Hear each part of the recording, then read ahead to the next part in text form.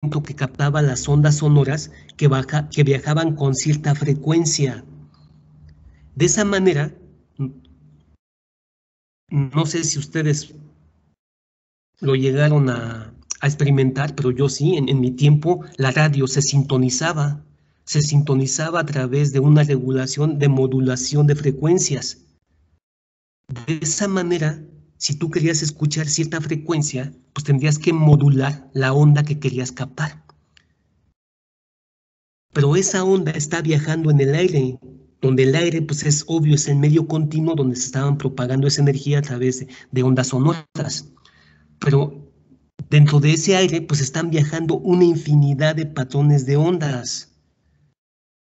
Si yo emito un sonido, mi sonido, mi voz, está viajando a través del aire con cierta frecuencia.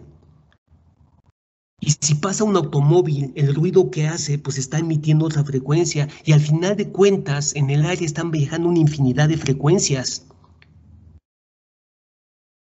Si el aparato no tiene una modulación adecuada,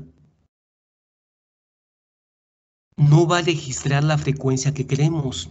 O muchas veces va a confundir la frecuencia de otras ondas con la que pretendemos medir. Y muchas veces nosotros emitimos una frecuencia y otra emisión de frecuencias también está generando una frecuencia muy similar a la que estamos emitiendo nosotros y se confunde. De esa manera muchas veces captábamos en la radio frecuencias que no eran propias de la que nosotros estábamos midiendo. Hoy en día sigue pasando eso. Por lo tanto, a todo eso que comúnmente tiene que ver con una infinidad de frecuencias que se manifiestan como sonido y que no solamente se manifiestan como sonido, sino como toda propagación de energía, la llamamos ruido. Y ese ruido comúnmente altera la señal que pretendemos medir. De tal manera que muchas veces el aparato que utilizamos para medir lo que pretendemos medir está captando no solamente la señal que estamos midiendo, sino que está captando otras señales que están modificando pues la señal que nosotros estamos emitiendo. Y eso hace, jóvenes, que no se dé un contraste adecuado que me permita definir, ¿sabes qué? Esta es la señal que yo propagué.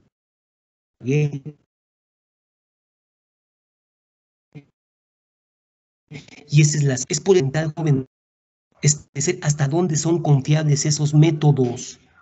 Porque al final de cuentas el método mide algo. El problema es que muchas veces no sé qué esté midiendo. Y muchas veces el método me da más desconfianza que certidumbre. Todos los métodos geofísicos se basan en eso. Son buenas herramientas, sí, pero cuando las sabemos interpretar y cuando las sabemos aplicar, pero siguen siendo simplemente herramientas indirectas con ese, por ejemplo, la medicina, cuando nos hacen un ultrasonido, simplemente es para poder detectar algo anómalo en nuestro cuerpo.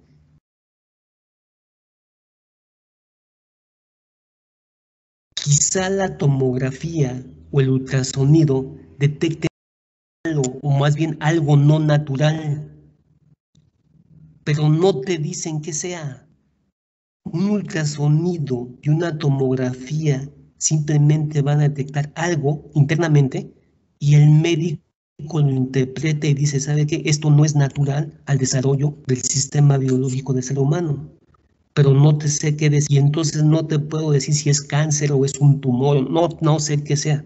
La única forma de precisarlo es que haciendo una biopsia.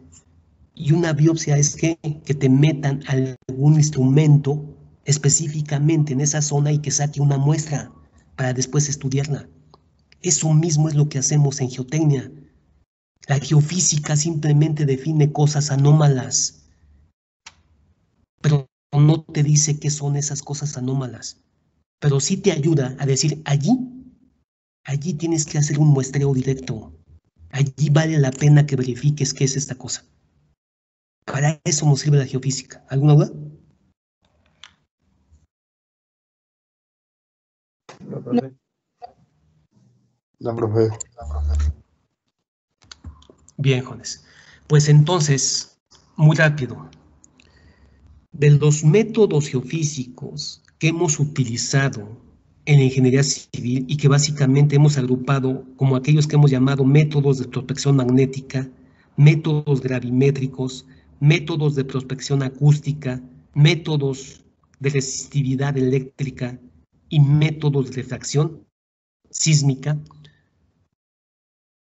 Cada uno de ellos mide ciertas condiciones físicas que puedo tener en la continuidad de la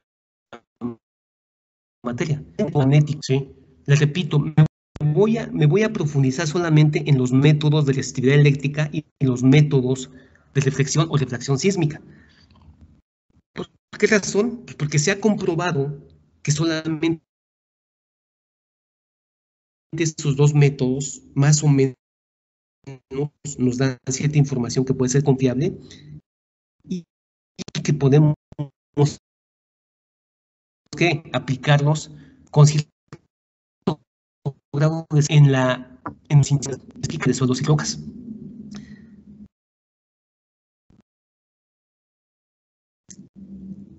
En su momento se ha querido utilizar, por ejemplo, el método de prospección magnética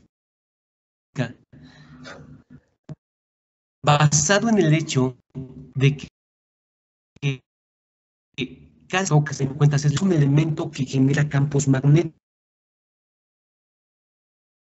o que puede permitir, de tal manera que bajo ese principio pues, se ha querido establecer algún método que pues pueda determinar las condiciones estructurales internas de la masa rocosa basado en los campos magnéticos que se puedan generar, tomando en cuenta que pues existen ciertos minerales o cierta cantidad de elementos metálicos en donde prácticamente pues podemos tener el hierro.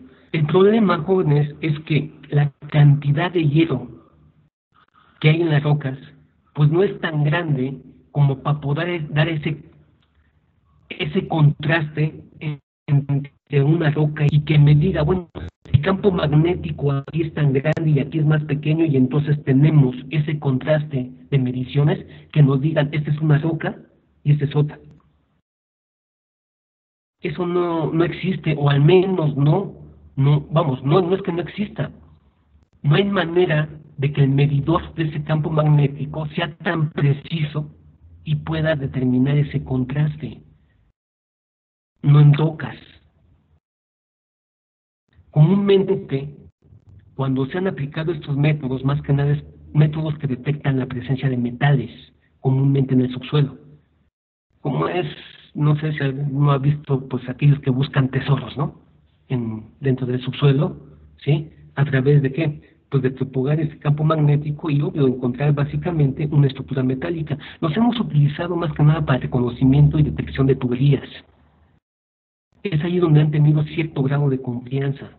Pero cuando existe ese contraste en el cual sí tengo un metal, tengo una masa metálica que es básicamente acero donde hay hierro, donde puedo generar o donde puedo ver ese campo magnético y lo que circunda al elemento metálico, pues es un elemento no metálico como es el suelo. En ese momento ahí sí hay un contraste que me dice, bueno, pues aquí puede haber esa estructura que estoy buscando. Entonces, vean, eso no se puede aplicar a gran escala como para que me ayude a determinar las condiciones litológicas o estratigráficas del medio. ¿Alguna duda ahí? No. ¿No? No, profe. No, profe. Bien.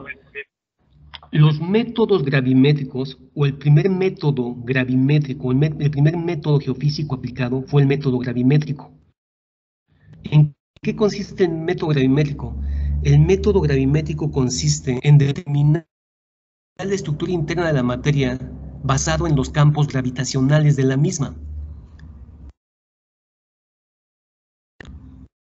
Sabemos que en este mundo existe una fuerza interna que mantiene el equilibrio de la estructura de la masa de nuestro planeta y que hemos llamado campo gravitacional. Ese campo gravitacional simplemente es la energía interna que tiene el planeta y que está asociada a algo que hemos llamado aceleración de la gravedad. Es decir, la energía como tal, internamente de nuestro planeta, tiene una magnitud que hemos llamado aceleración. Esa aceleración está provocando que cualquier cuerpo y cualquier materia sea atraída hacia el centro del planeta y como resultado provoque una fuerza, bajo un principio básico que es la segunda ley de Newton. Newton establece que toda materia o toda masa que es atraída por cierta aceleración, pues genera una fuerza. Comúnmente a esa fuerza que resulta de la atracción gravitacional de la materia la llamamos peso gravitacional. El peso gravitacional depende de la masa y la masa pues depende de la densidad de la materia. De esa manera, el método gravimétrico ha podido estudiar la estructura interna de nuestro planeta. Pero cuando el contraste es sumamente grande entre una materia y otra. En otras palabras, el método gravimétrico nos ha enseñado que nuestro planeta internamente está conformado básicamente por la corteza terrestre, que es la capa más superior del planeta, ¿sí? Después viene el manto, y el manto se ha dividido en dos partes, el manto superior, el manto inferior, y después viene el núcleo. Así lo han establecido los métodos geofísicos gravimétricos. ¿Por qué razón? Porque existe ese gran contraste en la densidad de la materia. Comúnmente, lo que nosotros llamamos corteza terrestre, y que está conformado por el conjunto de rocas que conforman a las placas continentales y a las fosas oceánicas y que en conjunto dan la costra superficial de nuestro planeta que llamamos corteza, esas rocas están formadas de cierta materia. Los minerales de esa materia ya los mencionamos, ya dijimos cuáles son los minerales. Bueno, pues es minerales que son silicatos, carbonatos, arcillas, sulfatos. Tienen densidades que varían entre 2.20 y a lo máximo 4. Esa es la densidad que tienen esos materiales, pero comúnmente la densidad general de esos materiales oscila entre 2.20 y 2.8.